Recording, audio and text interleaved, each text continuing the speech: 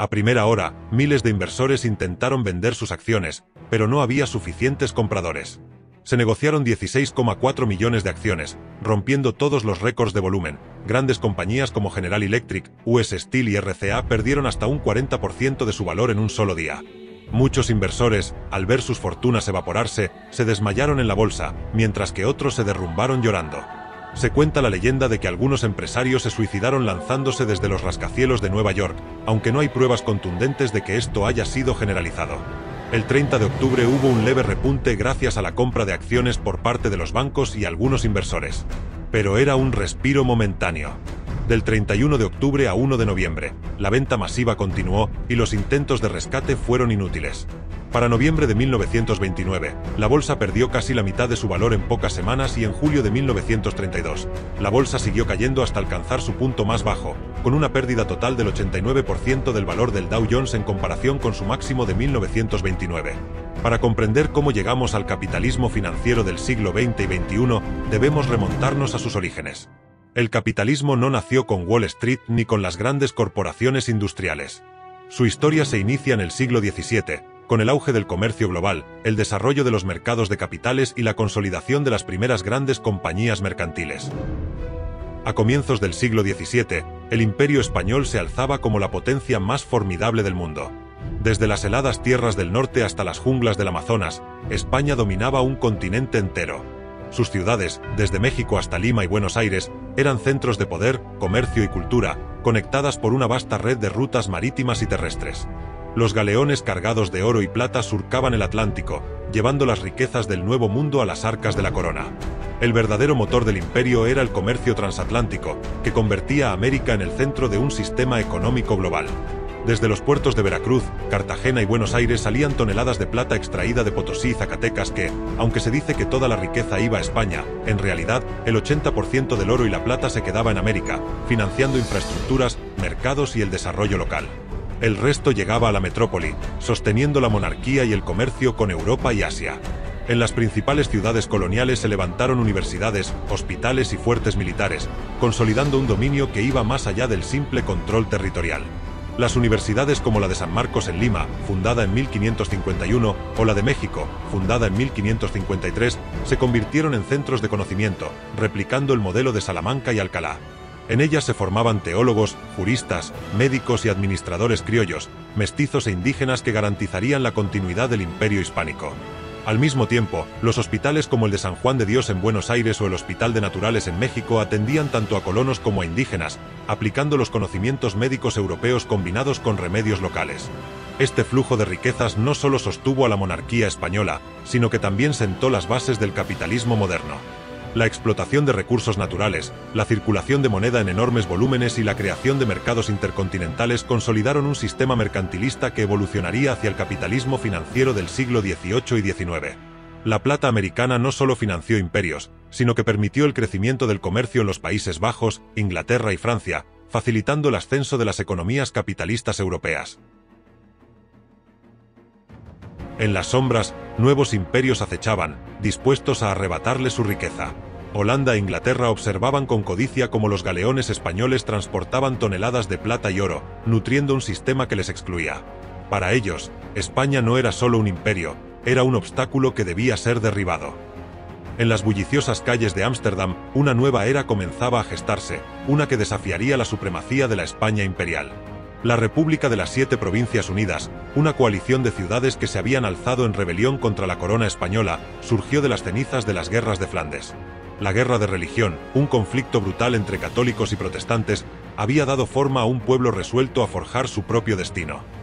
Mientras España luchaba por mantener su dominio sobre los Países Bajos, algo insólito estaban haciendo en las oscuras aguas del río Amstel.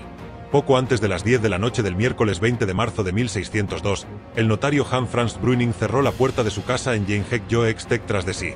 Caminó por el estrecho callejón hasta Barmostrat y giró a la izquierda. Unos minutos más tarde, llegó a su destino, la casa del comerciante Dirk van Os, en Nes.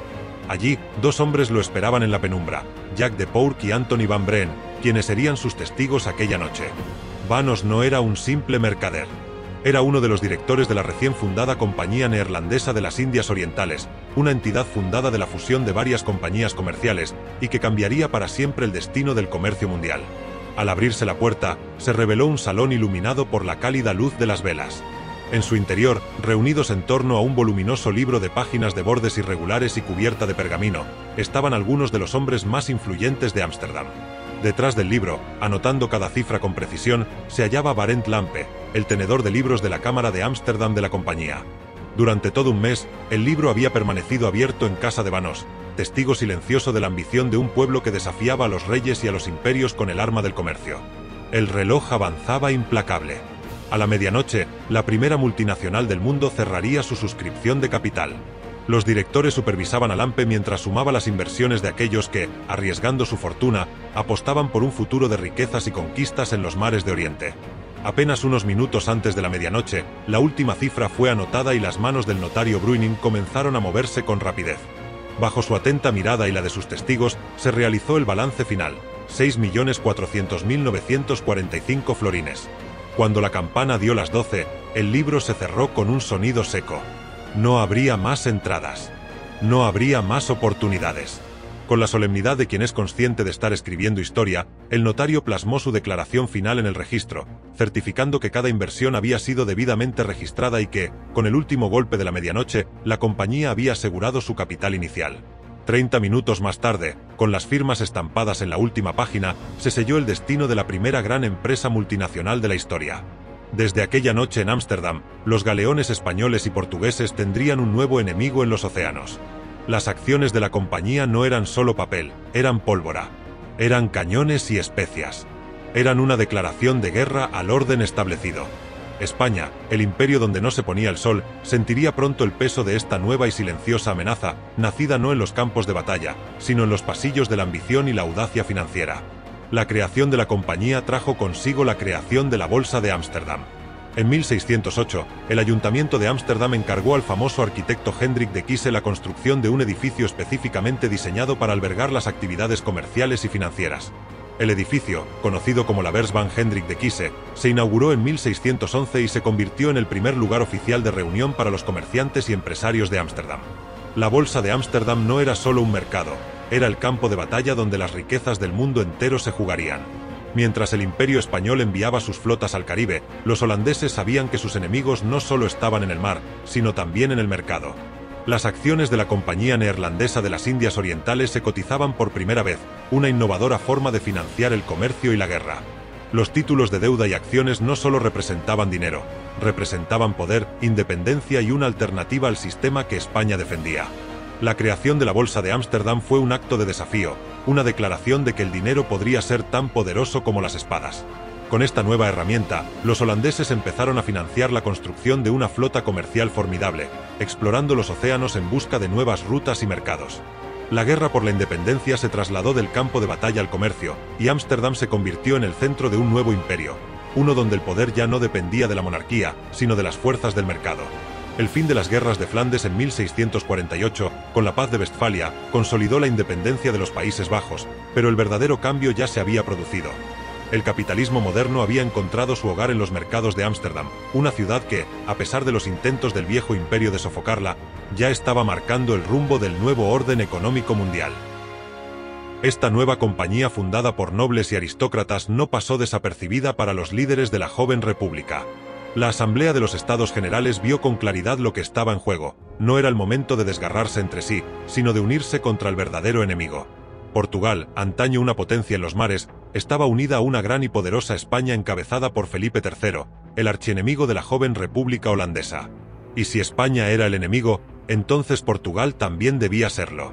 La solución se hizo evidente: una única empresa, fuerte y unida, que no solo conquistara el comercio con Asia, sino que también sirviera como arma en la guerra contra los ibéricos. Pero convencer a los poderosos y testarudos comerciantes holandeses de abandonar sus intereses personales en favor de una causa común era una tarea titánica. Fue entonces cuando las figuras más influyentes del momento, el astuto Johan van Oldenbarnevelt y el implacable Mauricio de Nassau, se alzaron como arquitectos de la gran unificación. Apelaron a la ambición, al patriotismo, al deseo insaciable de riqueza y gloria. La llave para destruir al enemigo y proteger la nación está en vuestras manos, les advirtieron. Y así, tras largas negociaciones llenas de tensión y estrategias calculadas, la Compañía Neerlandesa de las Indias Orientales, la legendaria VOC, sería dotada de un privilegio sin precedentes. Su carta fundacional, concedida por los Estados Generales, le otorgaba el monopolio absoluto del comercio más allá del Cabo de Buena Esperanza y los traicioneros estrechos de Magallanes. Nadie más, bajo pena de severo castigo, podría comerciar entre la República y las tierras asiáticas mientras durase el mandato de la VOC. Dividida en 6 grandes cámaras, la compañía integró a todos los antiguos comerciantes en su estructura, asegurándose de que nadie quedara excluido y de que nadie se interpusiera en su camino. Pero había un problema aún sin resolver: ¿qué papel jugarían los inversionistas? En el pasado, los comerciantes confiaban su dinero directamente a individuos en quienes tenían fe, estableciendo relaciones personales con ellos. Ahora, con la VOC, todo había cambiado. Aunque el poderoso mercader Dirk Vanos aún recibía inversores en su propia casa, la inversión ya no era solo una cuestión de confianza entre hombres de negocios, sino un asunto de Estado. Y ese detalle cambió todo. La VOC no era simplemente una empresa más que enviaría barcos en busca de especias exóticas. Era mucho más. Era un brazo de la República, una extensión del poder holandés en tierras lejanas. En 1602, la República de los Países Bajos apenas tenía 21 años de existencia y su soberanía aún no era reconocida por las grandes potencias europeas. Pero con la VOC, los holandeses no solo estaban invirtiendo en riquezas, sino en el destino de su nación. Gracias a la intervención del Estado, consiguió un final equivalente a 7,9 billones de dólares actuales. La VOC se alzó con poderes jamás vistos para una compañía comercial. Se le permitió levantar ejércitos, construir fortalezas y negociar tratados con gobernantes asiáticos sin necesidad de consultar a la República. Durante 21 años, tendría el poder de reinar en los mares orientales como una fuerza soberana por derecho propio. El frenesí del comercio estalló con una furia incontenible. En octubre de 1603, 14 barcos fueron lanzados al mar, surcando las aguas en busca de especias que alimentaran la insaciable codicia europea. Ahora, Holanda no solo comerciaba, conquistaba. La Compañía Neerlandesa de las Indias Orientales, VOC, no solo fue una de las primeras multinacionales en la historia, sino también una fuerza imparable en el comercio y la guerra. Desde su fundación, a principios del siglo XVII, marcó el comienzo de una era turbulenta y sangrienta, llena de audaces hazañas y épicas confrontaciones. Esta guerra sin cuartel no solo tuvo lugar en las aguas del vasto Océano Índico, sino también en los pasillos de las cortes europeas, donde el poder, el oro y el comercio se jugaban en cada jugada. La conquista de la India fue apenas una pieza en el rompecabezas del vasto imperio comercial de la VOC. Aunque sus ojos estaban puestos principalmente en las Islas de las Especias, actualmente conocida como las Malucas, la India representaba un campo de batalla de igual importancia, pues las especias, los textiles y los productos exóticos no solo llenaban los cofres de los comerciantes, sino que alimentaban la ambición de todos los imperios de la época. Cuando los holandeses de adentraron a India y Asia-Pacífico, se encontraron con no pocos obstáculos. Portugal ya dominaba el comercio en la India, pero los neerlandeses, con su tenacidad y astucia, no iban a permitir que su influencia creciera sin oposición. En un enfrentamiento tras otro, la VOC se enfrentó a los portugueses por el control de las rutas comerciales. Los marathas se convirtieron en un desafío aún más difícil a medida que expandían su territorio. La VOC no solo necesitaba comerciar con ellos, sino también enfrentarse a ellos en ocasiones, cuando las tensiones comerciales se desbordaban en confrontaciones armadas. Y por último, la competencia con la Compañía Británica de las Indias Orientales fue el campo de batalla final. Las dos potencias se disputaban los mismos mercados, enfrentándose en una guerra constante por el dominio del comercio. El año que siguió a la fundación de la VOC no fue solo el principio de una nueva era para el comercio mundial, sino una época de audaces conquistas y ataques estratégicos. En el primer mes de 1603, la VOC establecía en Banten, en las islas de Java, su primer puesto comercial permanente. Sin embargo, el evento que definiría su ascenso no ocurrió en un puerto lejano, sino en alta mar, frente a las costas de Asia. El 25 de febrero, una flota de barcos neerlandeses rodeó al majestuoso barco portugués Santa Catarina. Esta imponente embarcación de 1.500 toneladas, que navegaba con una valiosa carga de especias, textiles y tesoros chinos, se encontraba en desventaja numérica. Después de 10 horas de feroz combate, el Santa Catarina capituló, y la VOC se apoderó de su botín. La victoria no fue solo militar, sino económica, pues los neerlandeses se apoderaron de una enorme carga de especias, textiles y tesoros que valían más de 3 millones de florines. Sin embargo, la victoria también tuvo un precio: la controversia. El almirante Jacob van Heemskerk, líder de la flota, fue acusado de piratería, lo que obligó a la VOC a contratar a Hugo Grotius, un abogado y erudito neerlandés, para defender las acciones de la compañía. El resultado fue el Mare Liberum, un manifiesto que no solo defendió la libertad de los mares, sino que sentó las bases del derecho internacional y la ética comercial, reclamando que los océanos eran territorio libre para todas las naciones. En respuesta a la captura del Santa Catarina, los portugueses no iban a quedarse quietos. El comandante portugués, Estevão Teixeira de Macedo, desató una serie de represalias, enviando su flota para atacar a los Llorens, aliados nativos de Holanda.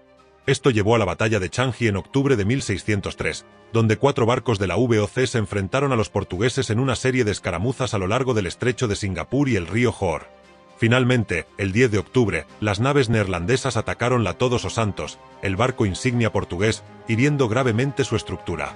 Los sobrevivientes se refugiaron en las aguas tranquilas de Batam, en el estrecho de Malaca, pero no pudieron escapar de la venganza de los neerlandeses. A la mañana siguiente, la rendición fue inevitable. Los neerlandeses, con audacia y frialdad, se apoderaron de las fortalezas portuguesas y establecieron su dominio sobre los mercados del este, mientras se preparaban para reclamar Goa, Malaca y las rutas comerciales de la región. Sin embargo, la victoria aún se escapaba. En 1606, la VOC sufrió un duro golpe en Malaca, un enclave portugués clave en el comercio de Asia. El comandante Cornelis Mateliev de Jong, decidido a expandir el poder de la compañía, lanzó una ofensiva contra la ciudad, con la esperanza de arrebatar a los portugueses uno de los puertos más importantes de la región. Pero la resistencia portuguesa fue feroz y bien organizada, defendiendo su bastión con todas sus fuerzas. Aunque la VOC logró algunos avances, no consiguió quebrar el control de los portugueses sobre Malaca. La batalla, aunque encarnizada, dejó claro que el dominio en Asia no sería fácil de alcanzar. La VOC no iba a ceder fácilmente. En 1610, la compañía creó el cargo de gobernador general, quien tendría autoridad total sobre todas las operaciones en Asia. La tarea de fortalecer el control neerlandés en el comercio asiático recayó sobre el experimentado almirante Pieter Both, quien asumió el cargo en 1610. La ambición de la VOC era incontenible, y aunque enfrentó numerosos desafíos, su influencia seguiría creciendo, desafiando las potencias establecidas y reescribiendo la historia del comercio global para siempre. Sin embargo, había otra potencia al acecho, esperando el momento justo para lanzarse sobre el vasto y dorado horizonte del comercio asiático. Inglaterra, aunque pujante, aún no podía rivalizar con los colosos de la época, España y Portugal, cuyos imperios se extendían por los océanos como sombras implacables.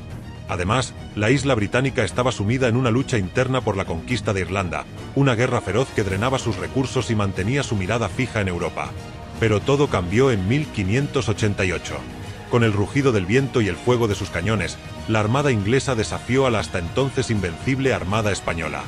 Felipe II, monarca de un imperio donde nunca se ponía el sol, había lanzado su flota con un solo propósito: derrocar a Isabel I, la hija del hereje Enrique VIII, y devolver Inglaterra al seno de la Iglesia Católica. Sin embargo, el destino tenía otros planes. La tormenta y la audacia inglesa desgarraron la imponente flota española, convirtiendo su derrota en uno de los mayores desastres navales de la historia. El poder de España, aunque aún formidable, comenzaba a tambalearse, y en las costas inglesas, entre vítores y celebraciones, nació una nueva convicción: Inglaterra estaba destinada a la grandeza. El fragor de la victoria encendió la ambición inglesa, y con el horizonte despejado, su mirada se volvió hacia el este, hacia las Indias Orientales, donde el comercio prometía riquezas inimaginables. No pasó mucho tiempo antes de que Isabel I diera su bendición a un grupo de comerciantes audaces que soñaban con desafiar a las potencias ibéricas en su propio terreno. La primera expedición zarpó con esperanzas altas y corazones intrépidos, pero los frutos de su viaje no fueron los esperados. Sin embargo, la lección estaba aprendida, se necesitaba algo más. En 1600, la reina otorgó la Carta Real que marcaría el nacimiento de la Compañía de las Indias Orientales, EIC, una entidad que, aunque aún en pañales, estaba destinada a convertirse en un titán del comercio global. La EIC, fundada sobre el ingenio y la astucia de 101 comerciantes londinenses, no solo simbolizaba el ascenso de Inglaterra como potencia comercial, sino también el nacimiento de una nueva forma de guerra, la guerra económica. Su estructura, con un gobernador al mando y una compleja red de directores y propietarios, era una máquina diseñada para el dominio. Nombres como James Lancaster, quien desafió los océanos para abrir las puertas de Asia, o Richard Ackloyd, cuyas palabras inflamaron la imaginación de la corona, fueron claves en su ascenso. Pero Inglaterra no estaba sola en esta carrera frenética por el control del comercio oriental. Más al norte, en las tierras de los mercaderes astutos y los navegantes sin miedo, los neerlandeses habían desatado su propia revolución. En 1602, solo 2 años después de la fundación de la EIC, la Compañía Neerlandesa de las Indias Orientales, VOC, surgió con un modelo que cambiaría la historia del capitalismo. Mientras la EIC se apoyaba en la aristocracia y en las influencias de la corona, la VOC rompió las cadenas del viejo sistema, permitiendo que miles de ciudadanos invirtieran en su destino. La Bolsa de Ámsterdam, aún en sus primeros días, se convirtió en el centro de una nueva economía, donde cualquiera con suficiente visión y audacia podía convertirse en partícipe del imperio comercial neerlandés. La batalla por el comercio de las especias estaba declarada. Canela, pimienta, jengibre, opio y seda eran los trofeos de una guerra sin ejércitos, pero con igual brutalidad. Desde tiempos inmemoriales, el control de estas rutas había sido el pasaporte a la grandeza, y ni los ingleses ni los neerlandeses estaban dispuestos a quedarse atrás. Cuando en 1601, James Lancaster zarpó con la primera expedición oficial de la EIC, sabía que no navegaba solo en busca de riquezas, navegaba para asegurar el futuro de Inglaterra en el tablero de las grandes potencias. En las costas de Aceh, en lo que hoy es Indonesia, no solo estableció una fábrica comercial, sino que trazó la primera línea de un imperio que, en las décadas siguientes, crecería con el ímpetu de una tormenta. La historia estaba en marcha. Y ni los océanos, ni las tormentas, ni la competencia feroz impedirían que Inglaterra se alzara como una fuerza imparable en la conquista del comercio global. Sin embargo, estas fábricas, como las llamaba la EIC, no eran centros de manufactura, sino centros de comercio, puntos estratégicos donde se albergaban los representantes de la compañía y se gestionaban las operaciones comerciales. La palabra fábrica era un término utilizado por los ingleses para describir sus sedes comerciales, aunque no se trataban de fábricas como las conocemos hoy en día. Lancaster regresó a la región en 1603, y tras un segundo viaje, fue honrado por el rey Jaime I, quien le otorgó el título de caballero. Durante este primer viaje, Lancaster también descubrió el uso del jugo de limón como remedio contra el escorbuto, aunque esta práctica no se adoptaría formalmente hasta 2 siglos después. El destino de la Compañía de las Indias Orientales se vio vinculado no solo a las tensiones comerciales, sino también a las decisiones políticas que transformaron su futuro. A la muerte de Isabel I, el rey Jaime I ascendió al trono. Con la compañía generando beneficios, Jaime, en un intento por promover la competencia, decidió romper el monopolio de la EIC poco después de que se estableciera la fábrica en la bahía de Bengala, en la India. Su esperanza era que más compañías lucharan por las ricas especias, pero este plan fracasó estrepitosamente. En 1609, el rey revirtió su decisión y otorgó a la compañía una carta real que les confería un monopolio exclusivo que se mantendría indefinidamente, siempre y cuando la compañía siguiera generando ganancias. Con este gesto, la EIC no solo sobrevivió a su primera década, sino que obtuvo la protección y la bendición de la corona, sellando su destino imperial. No obstante, el camino de la Compañía de las Indias Orientales no fue tranquilo. A lo largo del siglo XVII, las aguas del Índico y el Pacífico se teñirían de sangre, ya que los ingleses se enfrentaron a potencias rivales como los holandeses y los portugueses, quienes ya habían establecido su dominio en la región. La lucha por las especias se convirtió en una guerra constante por el control de las rutas comerciales. En 1612, la Compañía de las Indias Orientales alcanzó su primera gran victoria con la batalla naval de Svali, donde derrotaron a la flota portuguesa en una batalla pequeña pero trascendental.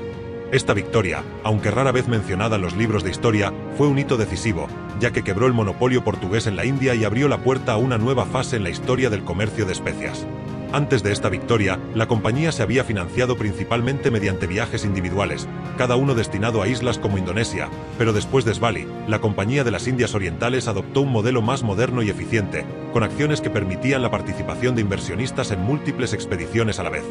Esta transformación marcó un antes y un después, convirtiendo a la EIC en una de las primeras compañías por acciones y sentando las bases de lo que hoy conocemos como capitalismo moderno.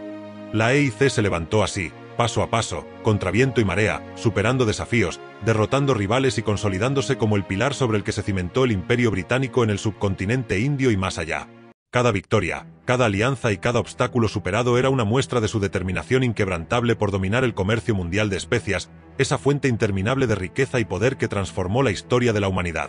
La Compañía de las Indias Orientales, después de abrir el camino hacia el comercio con la India, aprovechó una ventaja decisiva con un cambio en su modelo financiero. La venta de acciones de manera general, sin vincularlas a un solo viaje, cambió el juego. Pero, ¿cómo? Este innovador sistema distribuyó el riesgo financiero entre los inversionistas. Si un viaje fracasaba, no todo el capital se perdía. Ahora, más que nunca, el riesgo se compartía, lo que atraía a nuevos inversionistas. Este cambio fue una respuesta directa a la batalla naval de Svali, donde, en 1612, los ingleses destrozaron la supremacía portuguesa en la región. Con esta victoria resonante, la compañía no solo derrotó a los portugueses, sino que preparó el terreno para una expansión sin precedentes en el comercio de especias y otros productos valiosos de Asia. Después de la victoria de 1612, la Compañía de las Indias Orientales firmó un pacto clave con el Imperio Mogol, que abrió la puerta al comercio directo con la India. Ahora, el tráfico de especias, seda y algodón fluía a través de las manos inglesas. Sin embargo, la paz no fue duradera. En 1623, los ingleses se encontraron con la furia de los holandeses. En la isla de Amboina, situada en las Islas de las Especias, 10 ingleses fueron torturados y ejecutados por los holandeses tras ser acusados de conspirar. Este crimen sangriento, conocido como la Masacre de Amboina, destapó las tensiones entre los dos imperios comerciales. La relación entre los ingleses y los holandeses, que hasta entonces había sido ambigua pero cooperativa, quedó rota por completo, sumiendo las islas en un conflicto que definiría el futuro del comercio.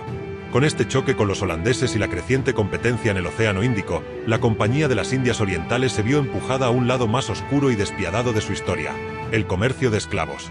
Desde la década de 1620, miles de africanos fueron capturados, vendidos y enviados a las plantaciones de la India y otras islas, un comercio que perduraría durante más de 150 años. Estos horrores fueron apenas el preludio de un futuro aún más sombrío, donde la codicia y el sufrimiento humano se entrelazaban en una espiral interminable. A pesar de todo esto, el comercio seguía creciendo y, en 1615, la Compañía de las Indias Orientales construyó su primer puesto avanzado en Surat, India, bajo la bendición del emperador mogol Jahangir. Surat, una ciudad costera situada estratégicamente sobre el río Tapi, no solo era una entrada al comercio de la India, sino también un enlace vital con el vasto interior del subcontinente. Y mientras las aguas del Océano Índico se teñían de rojo con las luchas contra los portugueses y los holandeses, una nueva tormenta se desató en Inglaterra. La Guerra Civil Inglesa de mediados de siglo obligó a la Compañía de las Indias Orientales a navegar no solo en mares lejanos, sino en los traicioneros mares de la política británica.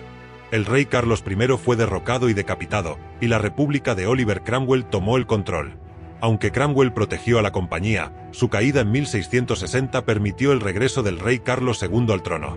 Sin embargo, este regreso trajo consigo una recompensa dorada para la compañía: la concesión de aún más privilegios. La compañía ahora no solo podía acuñar dinero, sino que tenía el poder de declarar la guerra y gobernar sus propios territorios con casi total autonomía. A finales del siglo XVII, la Compañía de las Indias Orientales no era solo una empresa. Era una potencia económica y política.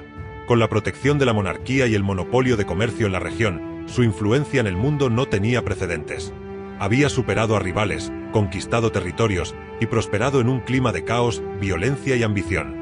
Pero, en su ascenso hacia el poder absoluto, se había convertido en un monstruo insaciable que ya no solo controlaba el comercio, sino que también dirigía destinos humanos, sumiendo a miles en una vida de sufrimiento bajo el yugo de su comercio sin piedad. A medida que el siglo XVII llegaba a su fin, la Compañía de las Indias Orientales enfrentaba desafíos no solo de los grandes imperios, sino también de su propio pueblo. En 1667, el centro de la compañía en Londres, su sede histórica, fue atacado por una turba de tejedores furiosos. Estos obreros se sintieron amenazados por los textiles asiáticos que, en su opinión, invadían el mercado inglés a precios demasiado bajos, provocando la caída de sus salarios y el colapso de su industria. Era un dilema que los gobiernos del mundo enfrentarían una y otra vez: permitir el comercio libre y hacer prosperar a las naciones en el mercado global, o imponer aranceles para proteger la manufactura local. La compañía, en su afán por no perder poder, cedió a las presiones y comenzó a vender sus productos de forma más agresiva en otras regiones del mundo. Sin embargo, la demanda de textiles más baratos prevaleció, y el comercio con Asia continuó, sacrificando a los trabajadores ingleses en el proceso. Los ojos de la compañía siempre estaban puestos en la expansión hacia la India, y al final del siglo XVII, su objetivo principal era obtener el firman, una suerte de licencia otorgada por los emperadores mogoles, que les permitiría operar con mayor libertad en el subcontinente. A principios de la década de 1680, enviaron a su primer gobernador en Bengala, Sir William Hayes, a negociar con el gobernador mogol en un intento por lograr este codiciado permiso. Pero, como sucedía a menudo en las complejas intrigas coloniales, la intervención del gobernador general de la compañía en Londres acabó por sabotear estas negociaciones. La situación se volvió aún más tensa cuando, en 1690, las bases británicas en Bombay fueron atacadas por el emperador mogol. En un acto desesperado, la compañía se vio obligada a rogar por perdón, una humillación que, por supuesto, no sería el final de sus problemas. Mientras tanto, en otras partes del Océano Índico, los vientos de la guerra entre los Países Bajos y Portugal se transformaron en una oportunidad para los ingleses. En una extraña alianza con los holandeses, los británicos lograron expulsar a los portugueses de China, lo que abrió el acceso a nuevos territorios comerciales. En 1672, la Compañía de las Indias Orientales estableció un puesto en Taiwán, una isla crucial para las futuras rutas comerciales en la región. Sin embargo, el Imperio chino, celoso de su control territorial, permitió a los ingleses solo una limitada incursión en lugares como Cantón, donde más tarde se consolidaría una de sus bases más importantes durante el siglo XVIII. Pero los problemas de la compañía no siempre provenían de naciones rivales o autoridades extranjeras. En 1695, un pirata inglés, Henry Avery, conocido como el Rey de los Piratas, lanzó un ataque sin precedentes contra la flota imperial mogol. En una audaz incursión, Avery y su banda asaltaron el fabuloso convoy del emperador Aurangzeb, que regresaba de la peregrinación a la Meca. La flota imperial, famosa por ser una de las más ricas del mundo, llevaba consigo una increíble cantidad de tesoros, incluyendo el legendario barco Ganji Sabai. La captura de este navío y el feroz combate que se desató entre los piratas y la escolta mogol dejaron una marca indeleble en la historia. Los rumores de torturas y atrocidades por parte de los piratas se multiplicaron, y aunque Avery logró escapar con un botín inconmensurable, la Compañía de las Indias Orientales tuvo que enfrentarse al escándalo internacional que esto provocó. A pesar de estos reveses, el siglo XVII concluyó con una notable expansión para la compañía. A lo largo del Océano Índico y el Lejano Oriente, la Compañía de las Indias Orientales se había establecido con fuerza. Había firmado tratados con el Imperio Mogol y el Imperio Chino, y sus bases comerciales florecían en el sudeste asiático. Su influencia se expandía de forma imparable, mientras que las cartas reales y los firman le daban un poder sin igual. La compañía avanzaba con determinación, su mirada puesta en el siglo XVIII, en el que las revoluciones, tanto industriales como imperiales, habrían de moldear el futuro de la humanidad. Y así, tras un siglo de continuas reformas, revoluciones financieras, derrocamientos de reyes, guerras comerciales, intervención estatal y el ingenio de aventureros e inversores, fue como el capitalismo empezó sus andaduras para forjarse, poco a poco, como el motor económico del mundo.